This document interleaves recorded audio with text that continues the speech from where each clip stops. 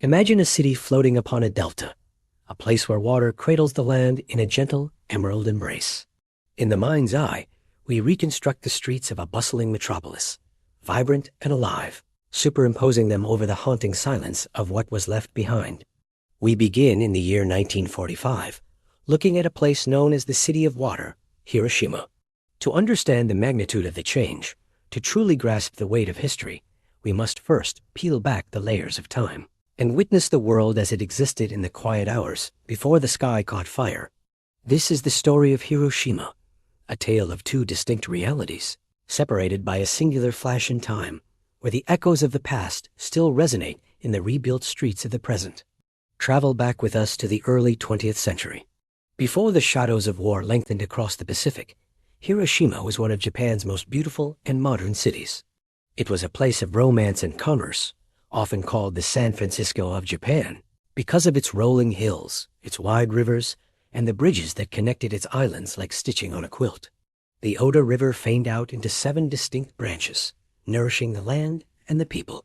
In this visualized past, the air is filled with the sound of streetcars, the distinctive clatter of the Hiroshima Electric Railway, which weaved through the bustling commercial districts. The city was a hub of culture and education, home to universities and a thriving middle class. Women walked in colorful kimonos alongside men in Western suits, blending the ancient traditions of the samurai era with the rapid industrialization of the Showa period. But as the calendar pages turned towards the 1940s, the atmosphere began to shift. The vibrant colors of the city slowly faded into the drab olive of military uniforms. Hiroshima was not just a city of scenic beauty. It was a city of strategic power. Since the First Sino-Japanese War in the late 19th century, it had served as a vital logistical center for the Imperial Japanese Army. The castle, originally built in the 1590s by the legendary warlord Mori Teramoto, sat on a hill overlooking the delta, a symbol of the region's martial history. By the 1940s, the castle grounds housed the headquarters of the 2nd General Army and the 5th Division. Underneath the peaceful veneer of the cherry blossom season, the city was a fortress. The streets were filled with the rhythmic marching of boots, and the conversation in the tea houses turned from art and literature to rations and production quotas. Life in Hiroshima during the war years was a study in tension and adaptation. As the tide of the war turned against Japan, the military presence grew suffocatingly large, yet invisible in its integration into daily life. Factories that once produced textiles were converted to manufacture aircraft parts and munitions. The citizens, including women and children, were mobilized for the war effort. In our visualization, we see rows of school children, wearing dark trousers and white shirts, their heads protected by triangular cloth hoods, working diligently to tear down wooden houses. This was a desperate strategy to create fire breaks-wide open spaces to stop the spread of flames from the incendiary bombs that were ravaging other Japanese cities, like Tokyo and Osaka. Yet, there was a strange, lingering sense of invincibility among the people of Hiroshima. While major cities like Osaka and Kobe were being burned to the ground by American B-29 bombers, Hiroshima remained strangely untouched. The blue skies above the city remained a constant, empty canvas. The locals began to whisper a rumor. Hiroshima is special. They believed that perhaps the Americans were sparing their city because it was so beautiful, or maybe because relatives of President Roosevelt lived there, or perhaps due to the presence of the Christian-related Hiroshima Women's College. The streetcars still ran. The markets still sold vegetables, though rationing was strict. The cinemas still showed films. People planned for the future, unaware that their time was running out. August 6, 1945, began like any other summer morning in Hiroshima. The sun rose hot and oppressive, promising another day of sweltering humidity. The sky was a piercing, cloudless blue, the kind of blue that hurts your eyes if you look up for too long. At 7 a.m., the air raid sirens wailed. It was a familiar sound by now, a reflex-triggering noise that sent people scurrying to shelters or pausing in their work. But this time, shortly after, the all-clear signal sounded. A weather reconnaissance plane had been spotted, but the formation of bombers that usually followed it was nowhere to be seen. The city exhaled. Life resumed its frantic pace. Workers went to the factories. Students went to their mobilization sites. Housewives prepared breakfast. In the sky, high above the cumulus clouds, a solitary B-29 superfortress named the Enola Gay cruised silently toward the coordinates of the T-shaped Aioi Bridge. Inside the belly of the beast sat Little Boy, a weapon unlike any other in human history, a uranium gun-type atomic bomb. The crew was professional, focused on the mission, aware that they carried the power to reshape the world. At 8:15 a.m., over the target, the bomb bay doors opened. Little Boy dropped free, tumbling towards the city below. For 43 seconds, the city of Hiroshima continued its morning routine. A streetcar rattled over the tracks. A mother adjusted her child's hat. A soldier looked up at the sun. Then, at 8:16 a.m., the world changed forever. In the visualized history, the transition is instantaneous. A flash of light, brighter and hotter than the center of the sun, exploded 1,900 feet above the city center. It was a light that erased shadows and bleached the concrete. In a single horrifying moment, the bustling city of water was transformed into a landscape of ash and ruin. The shockwave followed, flattening buildings with the ease of a child knocking over toy blocks. The iconic Hiroshima castle, with its centuries of history, was imploded, its wooden timbers incinerated in milliseconds. The distinctive streetcars, symbols of the city's modernity, were tossed aside like crumpled paper, their metal frames melting under the intense thermal heat. The destruction was total, yet it was not uniform. It radiated outward from the hypocenter, the point directly below the explosion. Within a radius of 1 kilometer, practically nothing living survived. The reinforced concrete structures, like the Hiroshima Prefectural Industrial Promotion Hall, stood as skeletal ghosts, their roofs crushed, their windows blown out, but their frames remaining the only vertical structures left in a flattened wasteland. This building would later become known as the Atomic Bomb Dome, a silent witness to the horror. The rivers, which had once given life to the city, became choked with debris, and tragically, with thousands of people who had jumped into the water seeking relief from the searing heat, only to find no escape. The immediate aftermath was a descent into a hellscape that defies comprehension. The before, a city of distinct districts, neighborhoods, homes, and shops, was replaced by the after, a gray, barren plain of rubble. The fires that ignited were so intense they created their own weather systems, generating whirlwinds of flame that danced through the ruins. The smell of burning filled the air, a mixture of wood, metal, and the unspeakable scent of destruction. Those who survived on the periphery of the blast walked towards the city center in a daze, their skin hanging from their bodies in strips, their eyes swollen shut.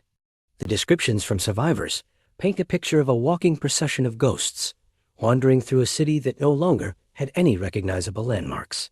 The streetcar lines were gone. The bridges were twisted.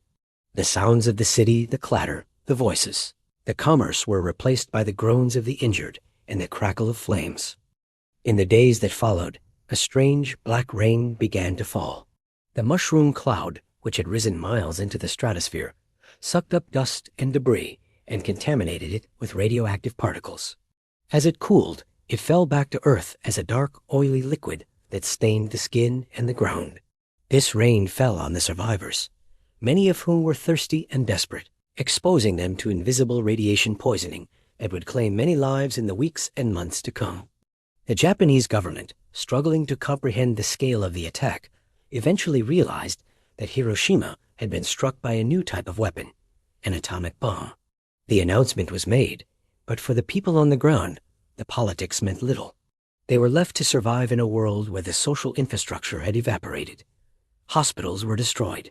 Doctors and nurses were among the first casualties.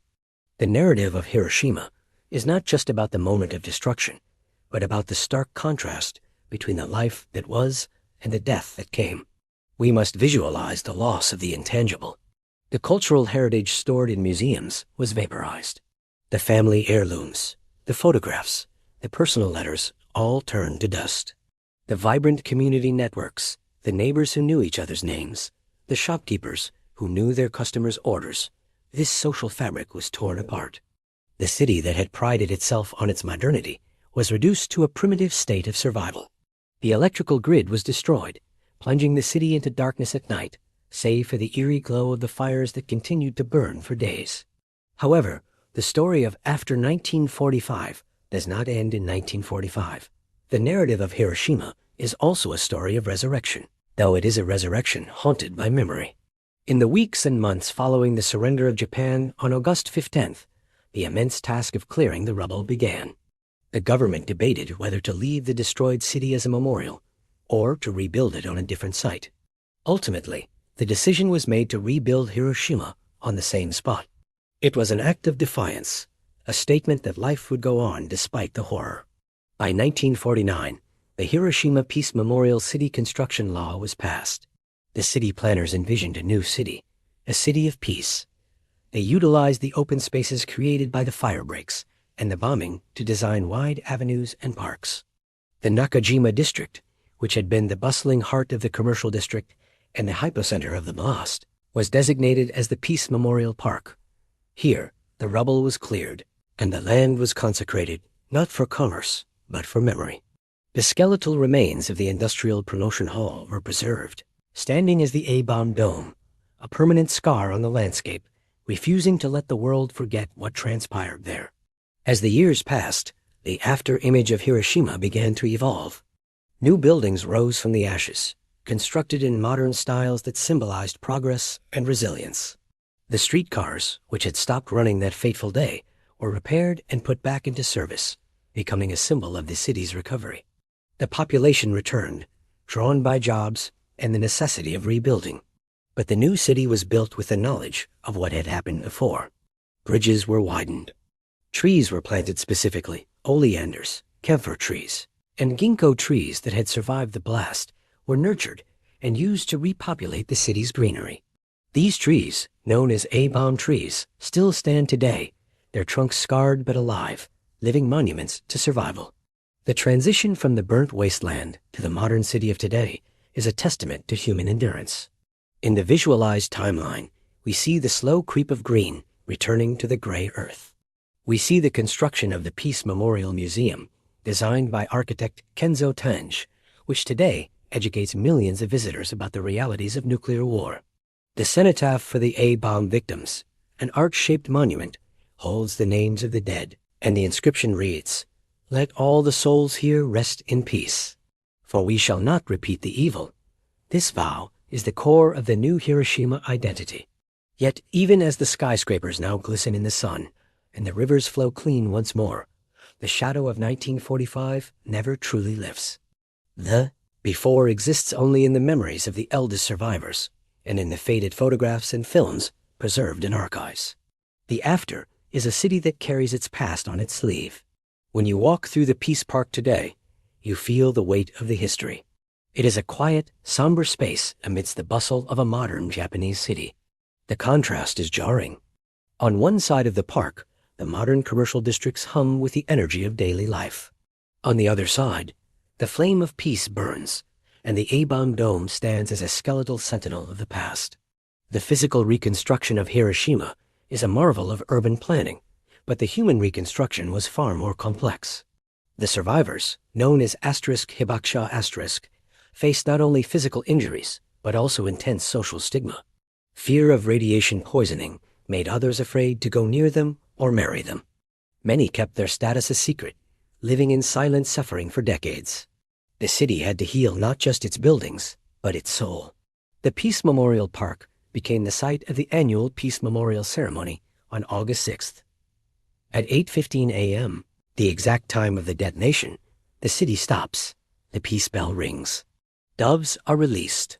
For a minute, the bustling city freezes, bridging the gap between the before and the after, uniting the living with the dead. Today, Hiroshima stands as a paradox. It is a city that looks towards the future, advocating for global nuclear disarmament, while being physically anchored to the darkest moment in human history. The AI visualization of this city must capture this duality. It must show the vibrant colors of the pre-war streetcars and the gray monotone of the ruins, and then the vibrant lights of the modern city at night. The story of Hiroshima is a cycle of destruction and rebirth, a cycle that humanity is constantly trying to understand. As we pan our imaginary camera away from the atomic bomb dome and towards the modern cityscape, we see the trams passing by the park. We see young students, the same age as those mobilized in 1945, walking to school. The river catches the reflection of the setting sun. The city is alive again. It is not the same city it was before 1945. It cannot be. It is a city that has seen the abyss and has returned to tell the tale. The architecture is different. The people are different.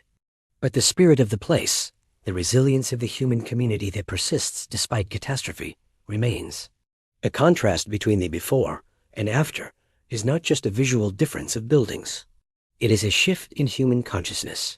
Hiroshima serves as the visual marker for the atomic age. The world before August 6, 1945, was a world where total annihilation of a city was theoretically possible, but practically out of reach. The world after is a world where that power exists, and where the memory of Hiroshima is the only shield we have against its use again. The city rebuilt itself so that the world could learn. Every brick laid in the Reconstruction was a step towards a message of peace. In the end, the visualization of Hiroshima City before and after 1945 is a visualization of the fragility of civilization. It shows us how quickly the tapestry of human achievement can be unraveled by the threads of violence. But it also shows us the capacity to weave that tapestry back together. The story of Hiroshima is a warning carved in stone and ash, and it is a promise whispered in the wind that flows through the Peace Park, a promise that we must look at our history not just to see what we lost, but to ensure we never lose it again. As the sun sets over the rebuilt delta, painting the sky in the same colors that graced the city before the bomb, we are left with the realization that history is not just something that happens to us. It is something we carry, and if we are brave enough, something we can learn from.